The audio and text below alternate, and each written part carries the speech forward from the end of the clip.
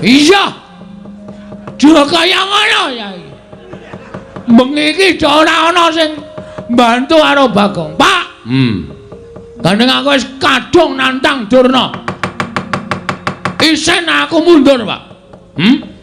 Terus aku njaluk pamit ya, Pak. Arep nendi? Methuke Kurawa, alakonane dhewe, wak ladenane dhewe, tak tandangane dhewe, Pak. Kok njewewek cangkeme? Ora ngematke ya cangkemku ki sariawan. Oh. Nek ngomong sero lara Pak. Anak anu nganindita. Bocah mursid iso mikul dhuwur mendem jero karo wong tuwa. Boleh nala garing. Padha Rarja sak praptamu nala garing anakku mbarep cah bagus. Sawetara kowe sowan ana ing Karang Kadempel. Dole Nonamit pasang Kalimantabi tinebihna ing lodone dumewing tawang tuwang. Kanjeng Rama kepareng kula ngaturaken sembah sumenging pangabekti kula kunjuk sandha pepodo paduka Kanjeng Rama Semar sesembahan kula. Rama Semar inggih Rama Badranaya. Ya tak tampa pangestune Bapak Tampanana ya Le. Kula pundi nggo jimat paripin dayanana ing kasantosan Kanjeng Rama. Prayogakna nggonmu ngadhep sampun boten kirang prayogi wiswanipun ingkang putra Pambayun. Inggih menika pun Nalawi Gareng. Iya Petruk padha Rarja sak praptamu. Pangestunipun Bapak wilujeng bekti kula kunjuk, Pak. Ya Petruk tak tampa. Pangestune Bapak Tampanana ya to Le. Kula pundi nggo jimat paripih dayanana ing kasantosan. Paring pangestunipun Bapak wilujeng dereng sambikala ayam. Lho. Barayah kok ayam? Ayah. Dadi atlet yo. Lempar lembing. Apa kok? Lempar lembing. Lempar lembing ora sumuk, Pak. Ya wis ora apa-apa. Neng kene pancen tak gawe kepenak. Kowe arep nganggo sandangan apa wae sing baku. Tata kramamu ora mbok tinggal. Bagong. Nggih, Bapak. Prayogakna nggonmu lungguh. Sampun boten kirang prayogi wiswanipun ingkang putra pun Bagong, Bapak. Ya. Ngene ya to Le. Mesti wae kowe kaget apa to sababe kok nganti bapakmu nimbali karo anak-anak supaya sowan ana ing Karang Kadempel. Kejut raos sing manah kula, Pak. Daya-daya kula ngampiri Petruk tumrap kula sowan wonten ing Karang Kadempel. Ingkang wigatos nyadong timbalanipun Bapak Semar. Wonten menapa Bapak kok nglempakaken dhateng para putra sedaya? Menawi kepareng kawedhane ngakathah tumunten kababarna nanging mrawi wadi tumraping para tetangga lan para kawula padukan Karang Kadempel, monggo kula dherekaken manjing saklebeting Bali Wisma pepanggihan catur netra kalawan Kang putra Punala Garing. Semanten ugi kula, Pak, nyadong dawuh Bapak badhe paring timbalan dawuh menapa kula nedya nganglungaken jangga nilingaken karna. Semanten ugi kula, Pak, Bapak gadah niat menapa? Menapa badhe ngendikaken piweling ingkang terakhir? Gong tak tunyu lho. Bapak iki urung apa-apa kok wis diomongke piweling sing terakhir. Mbok menawa Bapak iki wis tuwa kok. Keparang Kang putra pun Bagong cumadong dawuh, Pak. Wonten menapa wigatosipun Bapak Semar? Dorada maju le padha sowan. Iki wigati tumrap aku lan anak-anakku kabeh. Ning ora kok wigati pribadiku ora, ning ya ngembet marang kawula sak desa Karang Kadempel kene. Mula rada Bapak iki seneng. Bapak iki bangga kok bangga. Dene aku minangka dadi pangareping desa Karang Kadempel. Udakara wis dina ingkang kepungkur lan mbok menawa sasi ingkang kepungkur. Desa kene iki ditetepake minangka dadi desa budaya lan desa wisata. Nggih, Pak. Iki ndadekake bungah rasaku. Padha karo desane awake dhewe iki pancen digatekake karo para pepunden-pepunden sing minangka dadi pengayomane awake dhewe. Lah, saiki kowe minangka dadi wong-wong utawa anak-anakku sing mapan ana ning Karang Kadempel. Tak jaluk kanthi banget apa sing wis diparingake dening pepunden mujudake desa budaya lan wisata iki wajibe pancen mbok upakara ingkang kanthi becik. Aja banget gampang rumangsa dadi wong desa kene tumuli bombong atine ning bombong tok ki ora cukup, seneng tok kuwi ora cukup kanggo njaga sing wis diparingake dening pamarentah ya kuwi wujude desa budaya lan desa wisata kudu mbok jaga. Kabudayan ning desa Karang Kadempel kudu mekar. Semono uga papan-papan wisata ora ngemungake wisata ingkang sumadu-madi saka alam nanging uga panggula wentahing para kawula sak desa Karang Kadempel mujudake kapinteran. Ya kuwi Karang Kadempel kene iki wis kondang dadi papan panggonane sentral kulit tas sepatu lan sak piturute iki asale saka kene. Mula wajibe kuwi padha dijaga. Carane njaga supaya tetep menjila kondang kawenang-wenang. Lah kuwi eneng pundhake sapa? Kuwi eneng tanggung jawabe saben-saben kawula ingkang mapan ana ing Karang Kadempel. Aja diya-dinya, aja padha regejegan. Tetep rukun manunggal tetunggalan bantu binantu antaraning siji lan sijine. Ning akhir-akhir iki wah Semar kene omong ora nganggo basa sastra barang. Sastra sapa? Saiki nek ngomongke iki rasa nganggo sastra-sastronan. Sing baku kawula iki ngerti, penonton iki paham. Oh nggih. Akhir-akhir iki kok wisatawan wisatawan kok para sing padha rawuh ning Karang Kadempel kok katon suda. Iki jane eneng apa? Nala Garing, Petruk, Bagong, kowe sing minangka dadi pengarep-pengarepe eneng apa? Eneng masalah apa? Mara gage matura. Kene aku matur Bagongku kena imbase lho, Pak. Mergo sing ngeyel dhewe iki Bagong. Ning nek bapak kersane aku matur, ya ora apa-apa aku tak matur. Ha, piye? Mergo penemune para-para sing padha golek sandang pangan lumantar dodolan kuwi durung manunggal. Durung manunggal piye? Ngene, Pak. Kono-kono ki akeh papan-papan wisata sing dumadi saka panggula wentahing para kawula mbudidaya mujudake ketrampilan tangan kayata lan liya-liyane padha karo kene. Ning kono-kono iki pendak-pendak ana puluhan para warga saka mancanegara, para warga saka kiwa tengen ingkang padha rawuh mesti padha diparingi sing gawa iki mesti padha diparingi dhuwit, ngono lho. Dadi padha betah tekan kono. Ning nek kene sebagian padha diparingi, ning ana uga ingkang isih ngengkel ora gelem maringi. Lah nek carane kaya ngono kuwi ora jeneng kok ora kompak to, Pak. Nek ora kompak dadine sing padha nggawa pembeli-pembeli tekan kene iki do ora seneng mergo ning kene ora entuk apa-apa. Ora ngelingi yen to rejeki saka sing kuwasa kuwi janjane dhewe ming minangka lantaran. Ora dikukup dhewe ning uga diratake karo para-para sing bakal nampa rejeki. Bagong kok ngono? Sik, Mir. Mau ayah kok saiki, Mir. Iki masalahe rada serius iki, Truk. Iki perlu apa jenenge iki? Ana pembelaan saka aku. Aku buka toko tas ki ning tanah-tanahku dhewe ning nggon-nggon aku dhewe. Kok dadi aku dadak ngenehi sopir-sopir bis ngopo? Lho, kok sik. Sopir bis sing nggawa tekan kene gong kudu ngenehi tip.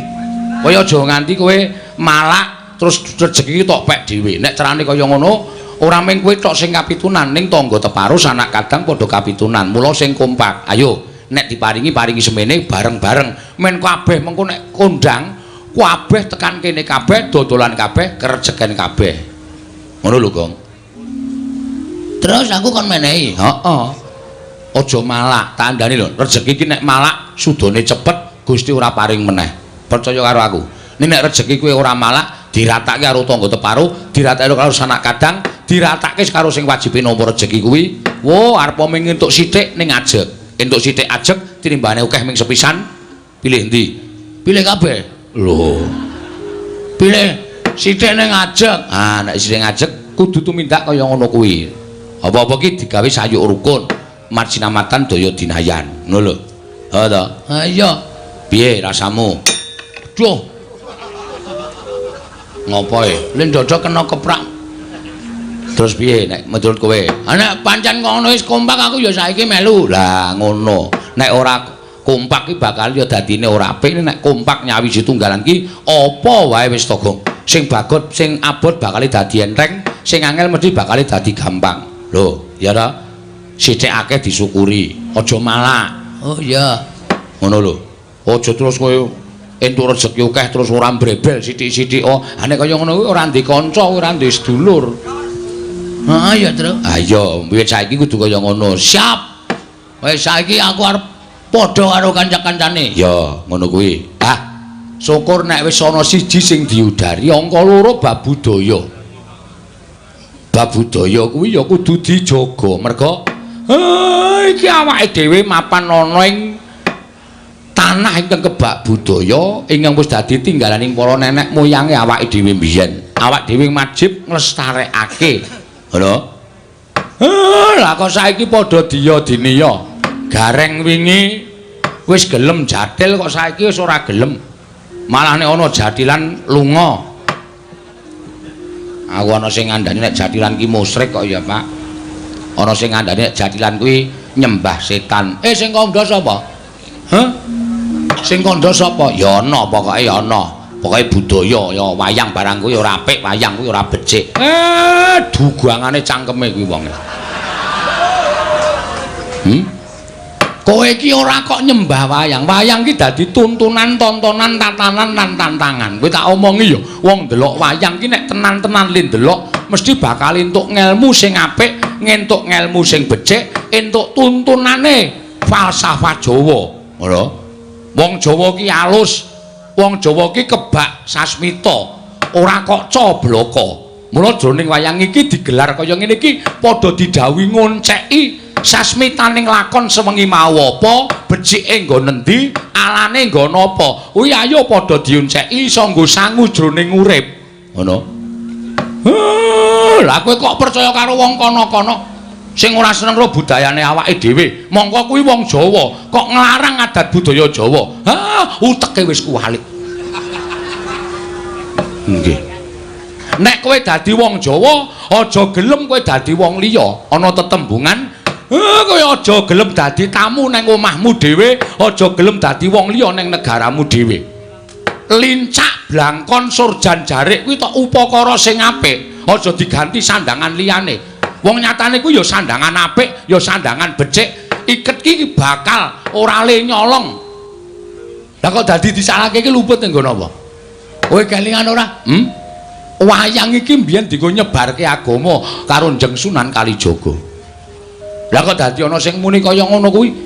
Nek kira-kira isih seger mangan pari tanah Jawa, isih wareg mangan wari tanah Jawa, isih seger ngombe banyu tanah Jawa, ayo do nguri-uri kabudayan Jawa. Ana tetembungan di mana kaki dipijak, diisi tu langit dijinjing. Tegese nek di papan kowe mapan ki ngreganono budaya kono. Aja kok malah tok singkang-singkang kowe ora ndek tangga, ora ndek kanca. Urip ki ora iso nek ora bebarengan, urip ki ora iso nek ora sesandingan. Sok nek mudhar arep mangkat nang kuburan dhewe apa kowe? Nggih, Pak. Kowe kudu duwe jati diri. Lah iki lho. Wong ki nek ora duwe jati diri, wekasan ora iso ngendhaleni diri, terus ming rubuh-rubuh gedang. kancane gayeng ngalor kowe melu ngalor, kancane gegeran ngidul gayeng ngidul kowe melu ngidul. Mergo kowe ora duwe jati diri. Mula jati dirimu ki ketokno iki lho, jati diriku wong Jawa. Ya aku kudu tresna budaya Jawa, ya aku kudu seneng budaya Jawa. Wong kuwi budayaku, kuwi budayane leluhurku. Ngono. Kampleng ya itu. Sapa? Sapa? Gareng iki. Lho kok Gareng iki? Gareng iki ming kurban kok. Gareng iki ora salah kok arep dikamplengi ora. Sengit aku. Mulane saiki kok sing teko latihan jatian kok kurang siji iki bol Gareng iki lho. Kowe iki apik lho reng dadi celeng. Celeng matamu kuwi ora. Ora ana sing iso kaya kowe iso bijek-bijek mergo sikile pincang. Nan, trampil lemu joget mula aja. Kuwi iki ora apa-apa nek. Wis ta? Ora apa wong kowe iki mung budaya. Jroning atimu aja nganti kowe percaya karo kapercayane liya kejaba mung percaya marang panguwasaning Gusti Akarya jagat ngono. Sing kandha sapa kuwi? Ya ana kuwi sing nyebutke kuwi engko nek kowe nglakoni kaya ngene iki dosa. Kowe nek nglakoni kaya ngene iki dosa. Lah iki lho, Pak. Aku ora seneng karo wong sing sithik-sithik ngarani dosa. Sithik-sithik ngarani dosa iki apa dhek iki ponakane sing gawe urip apa? Sing nemtokke dosa iki mung Gusti. Ngono lho, reng waton kowe ora nyembah jarane, kowe ora nyembah karo demite, kuwi ora apa-apa, kuwi budaya. Ya, Tru? Ngono lho, bener. Bagong ki arep wong kucuk ngene malah pikirane cerdas ngono lho. Ayo ta, ora sandadak piye-piye. Oh iya sesuk tak menyang truk. Wis kowe iki ndek jati diri. Iki budayamu kok arep ugreh-ugreh. Lah, nek wis kowe eling saiki aku tak omong. Nggih, Pak. Aku ki rak kepengin bangun desa. Bangun menah. Sengit tau anggere titik-titik bangun, bongan bangun. Kaya materiale iki cukup. Sik to, Gong, kose. Kose. Aja nesana susih. Kuwi kok njur titik bangun, titik bangun. Ah, jan wis ngatimu iki karepe piye to ya? Ngatimu sapa? Kae bakule tas pojokan kae wonge mblegentong dhewe pancen. Wanto. Ha iya. Titik-titik bangun. Heeh. Semar nganti kesel aku iki mbaya wis man. Liyane jalukane kuwi engko ndak duka. Ndak ora seneng. Nganti aku iki ngarang lakon ning panggung lho.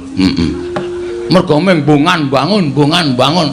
Ngladeni para penonton ki kudu beda. Ayo ngene iki iso pecah ndase suwe-suwe. Ha iya. Nek yo ngene lho, Gong, malah justru kuwi dadi pamecut tumraping kowe kudu selalu berkreativitas, selalu berkreasi. Engko nek kowe ana ning nggon streaming ditulisi Semar Bangun Desa, ngono kuwi terus jok jejerke beda, ora ana tokoh-tokoh sing biasane kuwi penonton tertarik. Lho, kok ngene? Piye iki kok critane? Ngono. Ngomong karo iso wae kene iki. Wis ndase kesel. Ayo kudu dilakoni. Wis kesel bayare ora full. Pak Desa anu Wanto ki sapa? Kowe karo Kyai Manding ki piye? Kowe ditimbali nang kene ping bola-bali. Oh, aku nek ora tresna ora. Ha iya. Kabeh ki manjing dadi sedulur. Mula sing jeneng budaya ora kok mligi menggo golek dhuwit. Heeh. Ning nggo srawung karo nggo ngibadah. Darmaning wong seni ki ngene iki, Tru. Oh. Dharma iki tegese kewajiban nglakoni urip bebantu marang sak padha-padha. Lah, aku isane nyumbang ya mung nyumbang kaya ngene iki. Heeh. Nyumbang lumantar seni, nyumbang lumantar budaya kanggo ngatonake tresna karo pepundhen-pepundhenku sing lenggah ning Manding kene. Iya, ya bener ngono, Gong. Heeh, ora apa-apa, ora masalah. Terus piye, Pak? Kersane? Aku pengen bangun desa. Piye? Areng kowe dicor ya? Yo. Apa si Wanto ae dicor? Dideke nang protelon kae men. Nggo dadi apa jenenge iki? Anake wae dicor. Oh, anake wae, Pak. Aja. Lidike ra jamak-jamak. Kusike. Bangunku kuwi ya mung sarana bangun lahir lan batin. Tegese bangun lahir kuwi wujudan ingkang kasat mripat, bangun batin kuwi bangun bebarengan ayo to. Saiki rasa pangrasa ati pikiran ditunggalake. Awake dhewe iki wong sak desa. Yen wong sak desa manunggal tetunggalan dadi apik, wis to, percaya. Desa tanggane sesuk mesti meri. Nek desa siji dadi desa loro dadi kebak karukunan. Desa loro dadi desa selu, dadi sak kecamatan, dadi sak kabupaten.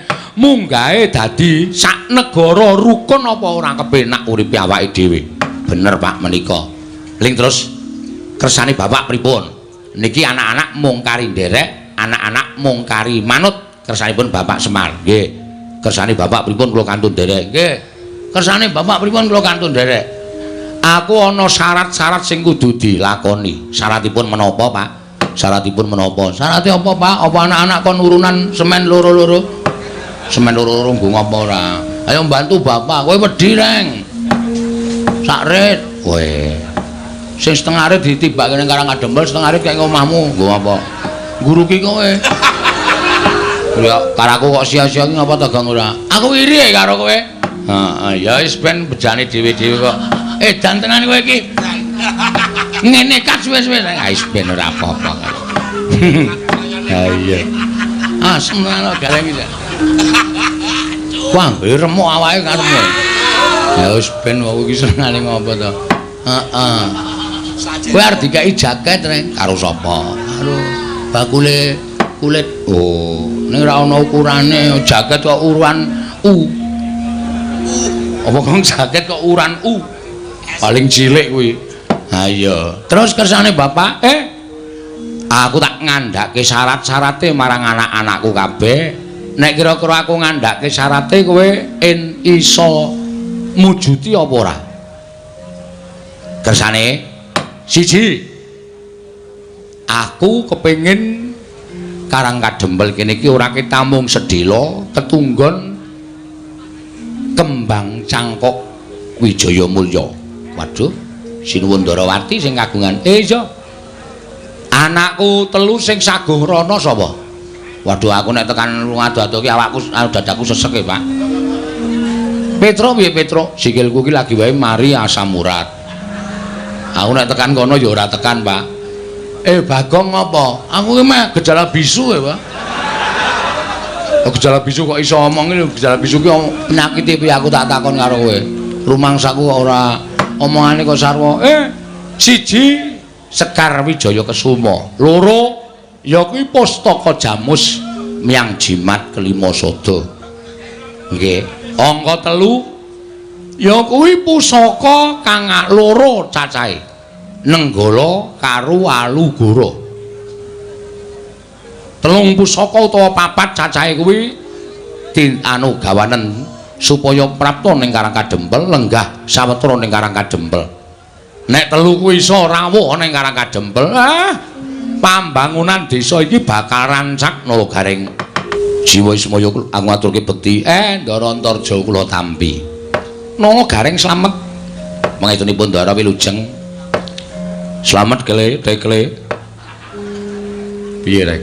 Jane ora trima atiku aning bose. Ha iya. Wis ora apa-apa. Wilujeng Ndara Antasena, bekti kula kunjuk. Ya. Tak tampa rek. Garing padha slamet. Pangestunipun Ndara Kankaca, nula garing padha slamet. Pangestunipun Ndara Abimanyu Wilujeng, nula garing padha slamet. Padha kok plada. Padha slamet. Pangestunipun Wilujeng, bekti kula kunjuk, ya tak tampa. Ndara pisan geni bekti kula nggih Den.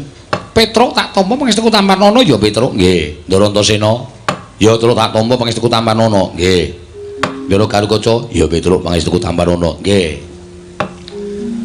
Ndara Abimanyu iya Petruk pangestuku Tampanana. Ndara Antarja ya Petruk pangestuku Tampanana. Gendi kowe Gong. Ndara kula idem. Lho. Kok ming idem kakean cangkem terus. Eman-eman sing nggo nyambut gawe terus e. Gawe iki rumasamu swara kok dieman-eman. Ndara wis sanggene Ndara Antarja, Ndara Gatotkaca, Ndara Antasena, Ndara Abimanyu. Bekti kula kanca nggih, Den. Nggih, kula tampa. Wis. Ngawur ora. Pripun enten napa? Napa diutus Kang Rama? Napa enten wigati Siwa Semar? Aku mung bakal nyatakake impen sing tak lakoni wae. Sampeyan ngimpi napa? Lho, sampeyan ngimpi napa, Ndra? Sampeyan ngimpi napa, Ndra? Dek kapan Den ngimpi? Mengko gek bareng kali kula. Kowe ngimpi apa? Isin ae, Ndra. Ngerti-ngerti ngelilir ya aku iki. Ora usah sok modo-modo ora. Ngimpi kok ora. Kakang Semar, mula aku nganti kadang-kadangku Kakang Antasena, Kakang Garuda, Kakang Turja karo Kakang Abimanyu prapta ning Karangkadempel sayekti mung bakal njumbuhake impen sing tak lakoni wa. Ha nggih, sampeyan iku ngimpi napa? Wong sing jenenge impen iku ora kudu kelakon lan ora kudu kababar dadi kasunyatan. Ora kanthi kanyono-nyono Siwana Yantaka lenggah ana ing pendhapa padukuhan nanging gumebyar cahyane kaya mangku sanggiwang rembulan wa. Weh. Piye kowe? Semar mangku Dek Wulan. Us. Bagong nek ora krungu kupinge digebek sik kono. Apa piye maksude? Mangku sanggiwang rembulan. Wah, krunguku kok mangku Dek Wulan. Yang kowe. Wah. Langsung pemburu aku. Ah iya yang rembulan kok Dek Wulan ora. Monggo bareng tak caketi para putra kena dayaning sanggiwang rembulan wekasan salirane Kakang Antasena, Kakang Garuda, Kakang Turja, Kakang Abimanyu melu mawa cahya. Siwa, iki werdine apa? Mula banjur tumune aku sowan ora ing Randu Kumbala, nglumpuhke kadang-kadangku pring gondani. Jangkar bumi lan Tanjung Anom ing wigati bakal tak irit sowan ngersaning Siwana Yantaka. Lan apa ta wigatine? Yen to pancen Siwana Yantaka kuwi duwe gegayuhan, yen to pancen Siwana Yantaka kuwi duwe kekarepan. Anak-anak Pandhawa ora bakal mangku asta wisuh lumuh ngentasi perkara. Mesti aku bakal sak biyantu karo Siwana Yantaka wa. Lah. Pancen bocah siji iki kena disebut wiji sejati ya iki, Petro. Lah nggih. Monggo aku lagi rasan-rasan. Lah kok dadi wis padha priksa. Lho. Siwana Yantaka grenengan kaya ngono kuwi tegese Siwana Yantaka bakal duwe karep. Kula niku rak mung kepengin bangun desa. Kula niku mung kepengin bangun desa ning syarate miturut wangsit sing kula tampa rada abot. Monggo anak-anak kula kongkon do ora sagu. Lho, Nala Gareng Petro Bagong ora gelem dikongkon, mboten purun. Anak model apa kuwi aku tak takon. Ing ngatasi dikongkon karo bapakne kok ora mangkat kuwi. Lah nek cara aku rasa anak-anak wae, pateni wae ngopo? Waduh. Modar iki, Tru. Ha wong aku ya urung muni ora sagu kok Pak Ming aku ngandhake nek sikil kuwi barasa murat. Nyatane do duwe alasan dhewe-dhewe. Bapak arep kongkon aku nanti, Pak. Sendika dawuh, Pak. Lho. Ming aku sing sendika, ha to, Pak? Ora. Oh, asem e. Nek kompak Semar karo aku kok plotroke kathoke aja gong. Ora kompak karo bapakne arep diplotroke kathoke. Taboki bokonge mangkel aku. Ceplek-ceplek ngono kae. Kurang ajar. Mula yen pancen syarate kuwi aku entuk dikeparengake ngerti, mengko aja anak-anakmu nyeng budal golek syarat. Wa, aku nyeng golek syarate supaya kaleksanan pambangunaning desa Siwana Yantaka. Lha niku ya gumun. Lah nek syarate kok dadak siji Sekar Wijaya Kesuma, loro Pustaka James Lima Sada, telu Pusaka Mandura, loro cacahe Kyai Nenggala, Kyai Arugara. Kakang Antasena, piye? Piye Kakang? Adidum, rasa kuwatir. Aku karo kowe ning Ndarawati. Mengko nek Siwa Kresna ora maringake, sapa niku ajiare kabeh. Ora kasar kaya ngono kuwi. Lah Witena, mungsuhmu nek wani karo wong Ndarawati, Aman Setyaki lho. Aku ki ra wedi rumah cilik. Aku ki ra wedi, aku sapa-sapa ki ra wedi yo. Aku ora wedine karo wong sing sok nganggo training abang. Rungana, Tru. Tru, rungake. Wah, metenteng juan ora. Piye, kowe lagi ngerti nek Ndara Antasena iki medine karo Suwanto.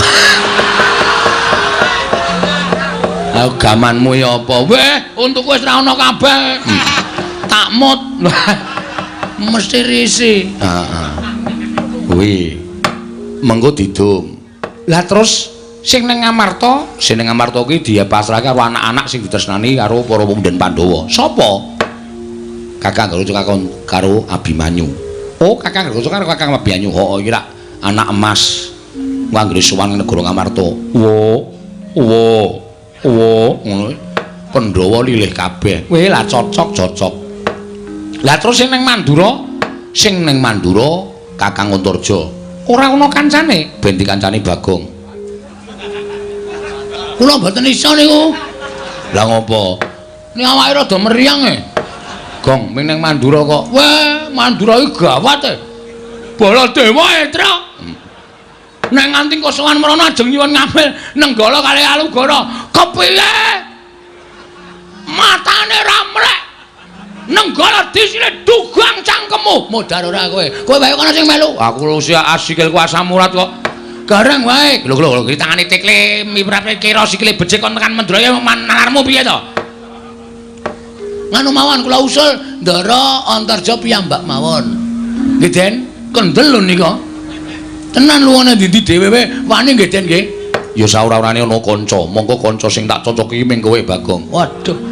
Wis ngrekos iki wis. Ngerti aku ora melu wayangan acarane ngene iki. Ya ora melu wayangan ya ditakokke wong. Kowe iki termasuk favorit e. Hah? Termasuk favorit. Nggo ngilangi lumut. Kae kaporit. Favorit ngono lho. Ah iya. Wis rasa disilaki kudu saguh.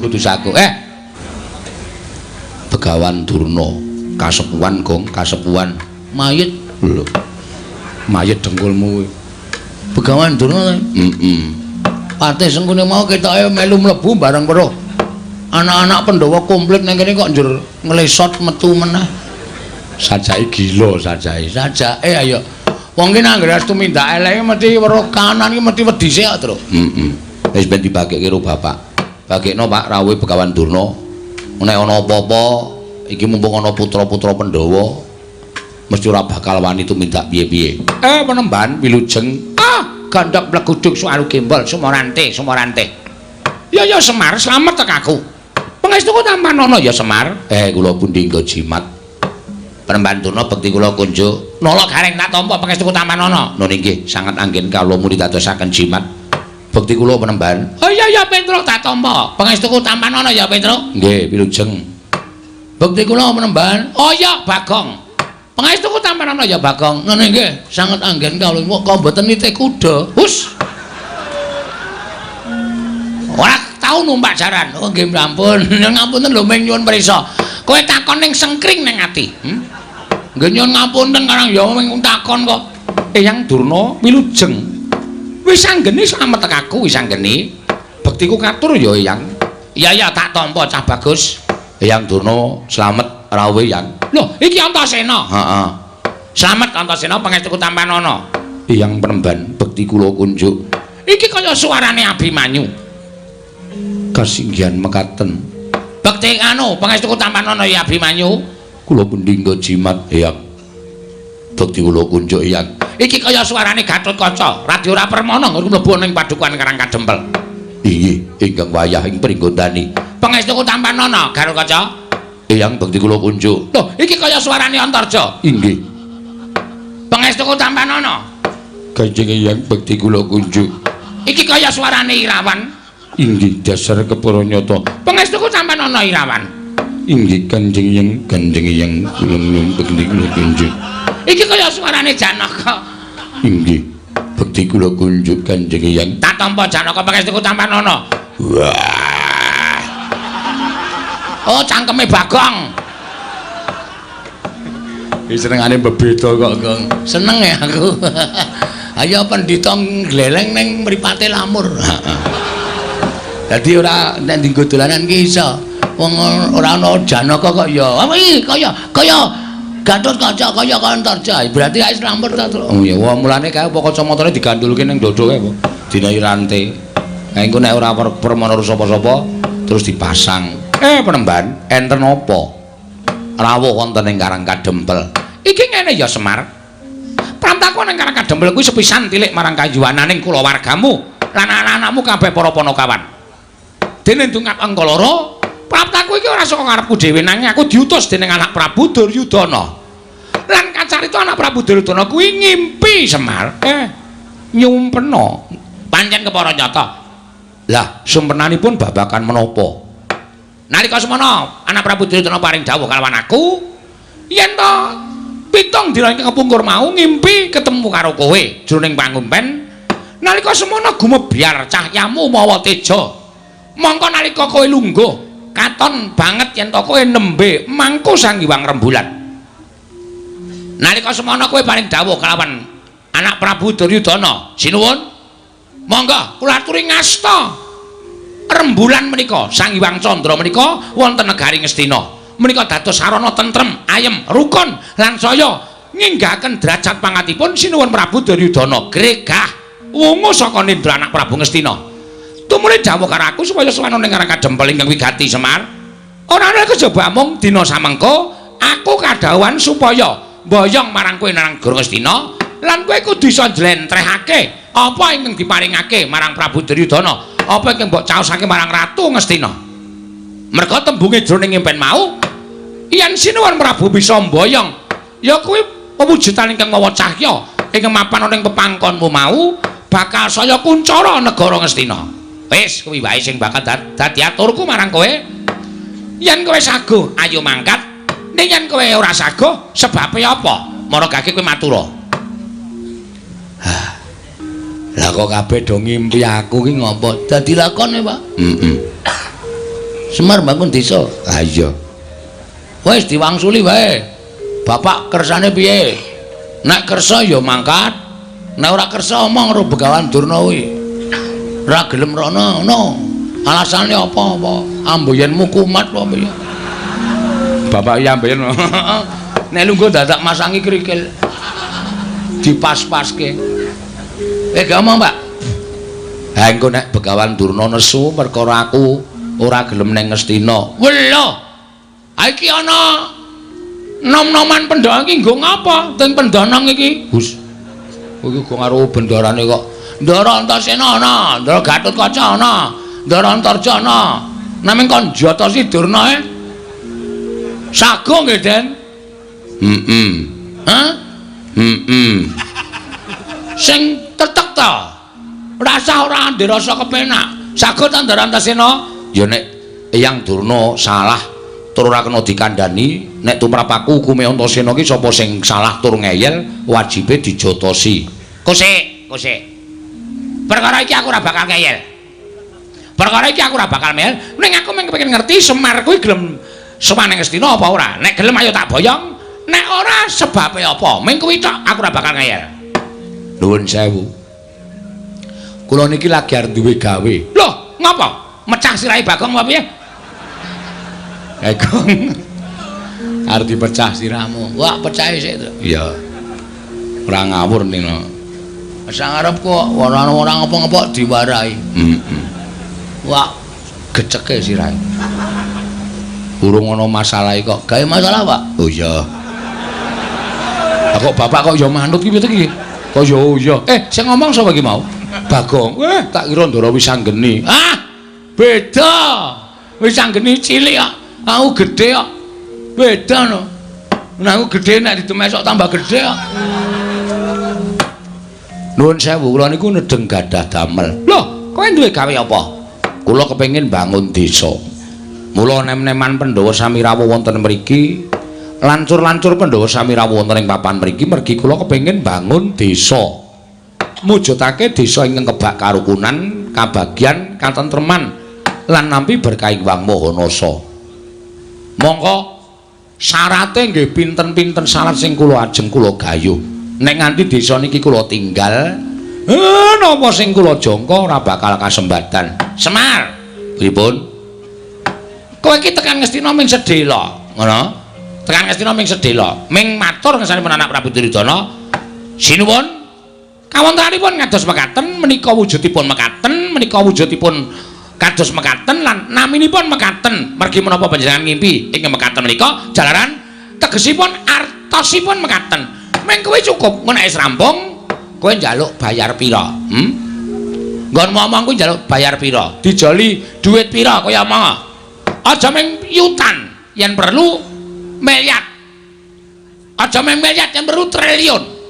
Kuwi kok bakal diparingi dening anak Prabu Duryudana. Nek kowe nampa dhuwit saka negara Ngastina, uripmu ora kaya ngene iki, iso nggo bangun pendopo, iso nggo bangun teras, kowe iso tuku kendaraan. Manganmu sebentino ora ming sego jagung ning beras raja lele Nek kurang enak ya Raja Kutuk. Kowe kok iso nglakon kabeh tak kandhani, iso nglakon kabeh, Paton. Kowe gelem tedhak nang negara Ngastina. Kowe gelem sowan nang Ngastina. Nanging nek ora gelem sowan nang negara Ngastina, Semar, ora jeneng aku ngancam lho. Ora jeneng aku ngancam. Ning apa kelakon aku ruda peksa karo kowe? Nuwun sewu. Napa sampean mboten menggalih? Enten riki kathah lancur-lancur Pandhawa sing saguh mbelani kalian Semar. Oh, kowe ngendelke bocah-bocah iki. Kowe ngendelke nom-noman iki. Kowe ora melek apa Semar? Iki meng putu-putuku, iki meng putu-putuku. Selagine bapak-bapakne wae do wedi karo aku, do gila karo Begawan Durna. Lah kok aku meng tok gegiro karo putu-putuku dhewe, karo anak-anak Pandhawa. Apa mbak nek aku wis ana anak Pandhawa iki aku wedi karo kowe? Oh, aku ora bakal gila karo kowe Semar. Nek kowe ora gelem, kowe tak rudha paripeksa Nayantaka.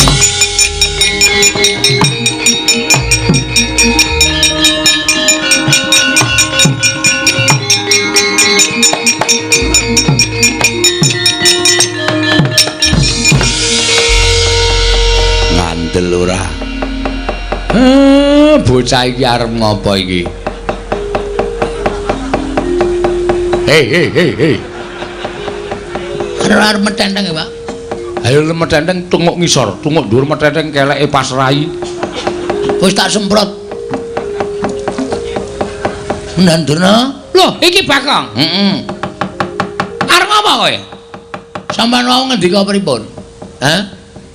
Semar nek tekan negara Ngastina ajeng manggahi pinten miliar? Pinten triliun? Sampeyan tahu wae Semar niku mata duwiten. Sampeyan tahu ngerti lho, Semar niku teng pundi-pundi njaluk bayar? Mboten.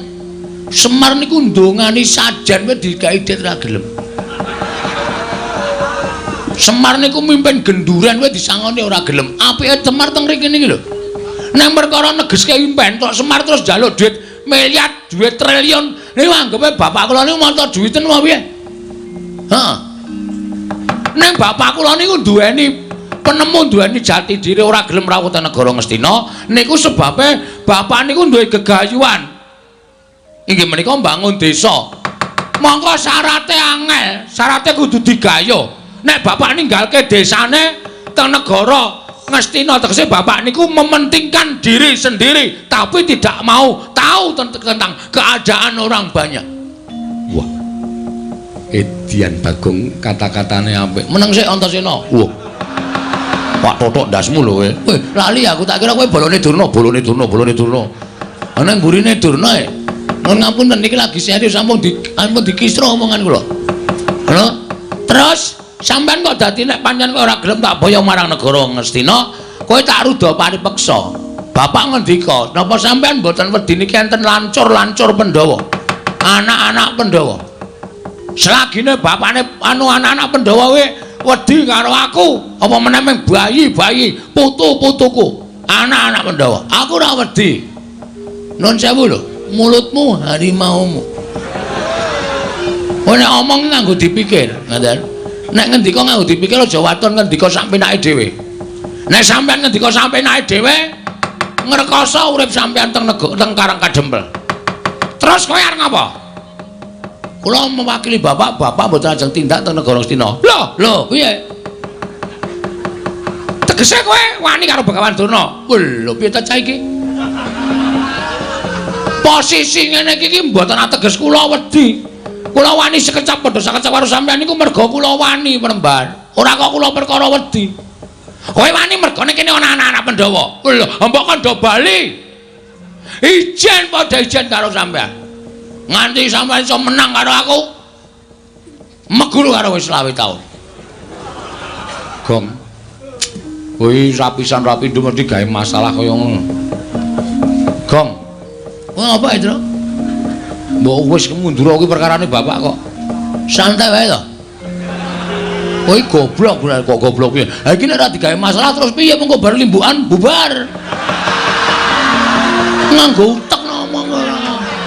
Kene iki ya karo mikir padake. Terus kok bar limbukan kilang-kilang arep ngopo iki?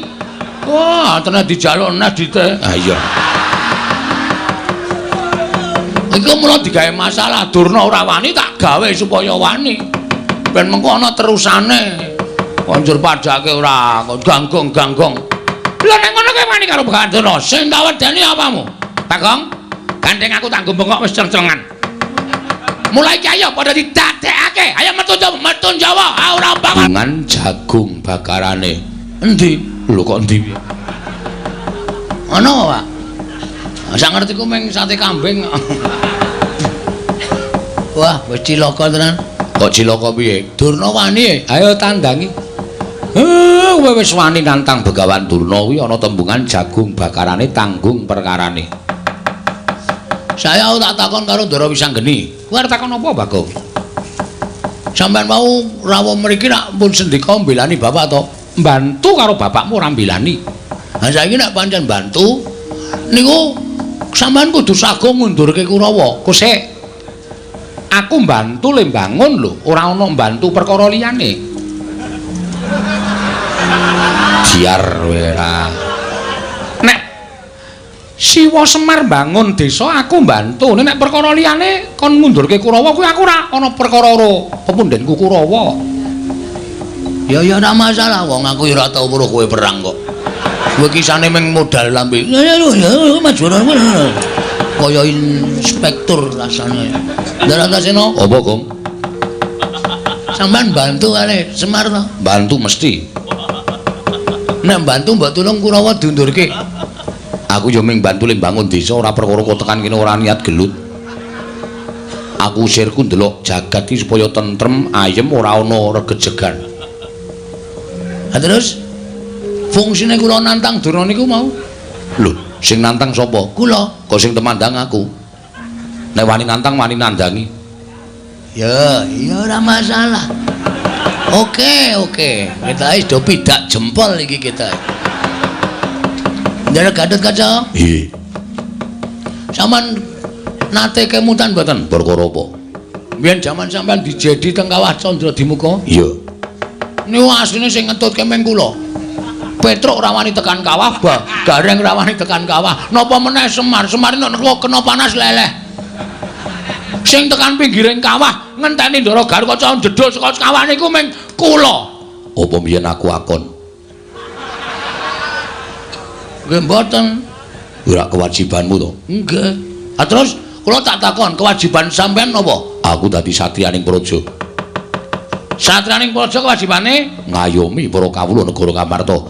Karang Kadempel niku ke bawah keperintah negari pundi? Ngamarta. Karang Kadempel ajeng diserang para Kurawa. Sampeyan pripun sebagai satriya? Mestine aku ngayomi. Mestine kudu ngoten. Iya. Kurawa kudu mundur tekan negara Astina. Iya. Dadi kewajibane sapa? Sing ning Karang Kadempel sapa? Kula kali Bapak kali Petruk kali Gareng. Terus nek kowe masrahke perkara kabeh marang Garukaca, apa rampung perkara negara? Aku ngrampungi perkara negara Ngamarta durung rampung-rampung bawahi perkara Karang Kadempel. Sing gedhe pangapuramu rampung ana dhewe. Duar. Dongaku kabul. Kowe ndonga apa, Truk? Asem e. Ndara Antarja? Nggih. Sampeyan nggih mboten purung nabi kula. Ora, terus terang bae ora. Wah, iki kok bloko banget iki. Iya, Bagong, awakku kesel tenan, Bagong. Nggih, Bapak. Ndara Abimanyu sayangku cintaku. Ndara Abimanyu. Apa, Bagong? Sampeyan tresno kali kula to? Tresno. Mbok kula dibantu. Bantu apa? Sak gedhagan iki aku mung iso mbantu 150, Bab. Ya tekan dhuwit ta iki. Kula niku nantang para sata Kurawa. Sing gedhe pangapuramu, Bagong, aku ra iso piye-piye. Kadang-kadang kudu ora mbelani, nek aku mbelani mesti aku dijothak, ora dijak dolan, ora dijak lunga. Oke. Iya. Dhewe kaya ngono ya. Mengiki ora ana sing mbantu karo Bagong. Pak. Gandeng aku wis kadung nantang Durna. Isen aku mundur, Pak. Terus njaluk pamit ya, Pak. Arep nendi? Methuke Kurawa, alakonane dhewe, wak ladenane dhewe, tak tandangane dhewe, Pak. Kok njewewek cangkeme. Ora ngematke ya cangkemku ki sariawan. Oh. Nek ngomong serono ae, Pak. Apa jawab? Yo sing ati-ati. Nek kowe mati kowe dadi kusuma bangsa. Matimu bakal dipendhem ning taman makam pahlawan. Anjuk batine apa?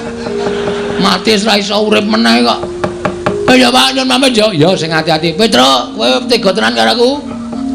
Aku lagi males, Gong. Lakonono dhewe. Nah aku mati lho, Tru. Ya mati awakmu dhewe kok aku bingung. Aku senengane glelengmu ora jamak-jamak. Nek ketanggur kene iki men tok rasake dhewe. Reng, apa? Nah aku mati, aku ora nyaur utangmu. Ora nyaur apa-apa tak ikhlaske, Gong. Edan. Aku ngimpi apa to ya bengi iki? Oh dadi kaya ngene kae, Pak. Nyun pamit. Begawan Dono Kurawa iki Raden Minajingga. Ingkang sagung ngendarat karo Esa Kurawa menyang dhewe.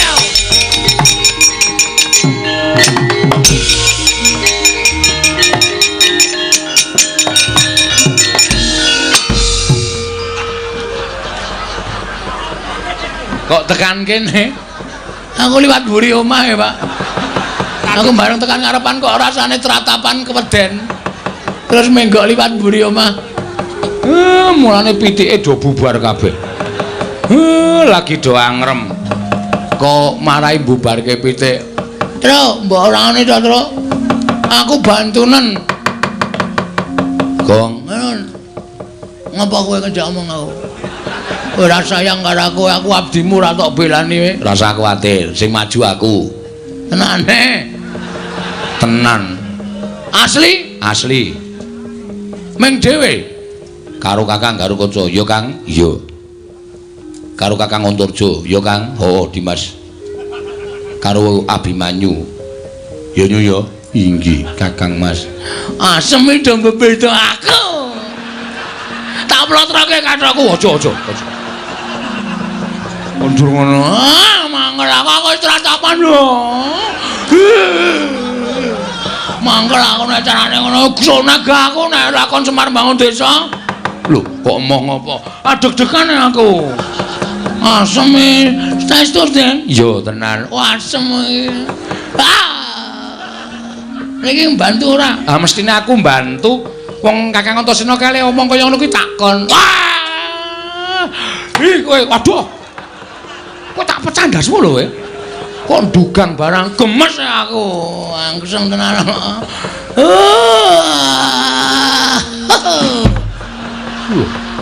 Kok jengkelit barang ora. Saking senengku. Enggak gak metu njaba enggak. Sampeyan metu njaba metu njero.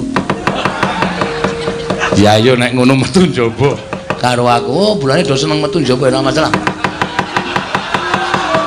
Wah tak cocoki ndase Bagong omongane. Kowe ngapa? Kowe iki nek ngene iki asosiasimu sing elek, pikiranmu sing jorok, goblok kowe. Ora iso mencerna kata-kata kowe. Oh, petok. Kowe jenes, aku sengit karo kowe kok kowe wong-wong kaya kowe pikirane elek kaya ngene. Delok limboke terus pikirane elek kae porno kae, susune mencetot ngono kae. Kowe sing basa iki pikirane sing nonton. Wong kuwi keindahan kok. Ora, kowe menungsa ya ana wis sengit tau. Nggih, Jan nggih? Iya. Kamu tuh kok? Iya. Ndara Bimanyu? Iya, Bagong aja kuwatir tak belani. Ndara Garukaca? Iya, Bagong aja kuwatir tak belani. Ndara Antarja? Iya, Bagong aja kuwatir tak belani. Ndara Wisanggeni? Iya, wis ayo mangkat dina iki. Kakang Antasena, Kakang Garukaca, Kakang Antarja mesake Bagong. Ayo padha dibantu. Nek kira-kira mengko kalah karo Kurawa, ya wis ben ditandangi Bagong. Iki omong apa meneh? Macem-macem ora ya nganti rampung. Iya, nganti rampung ya.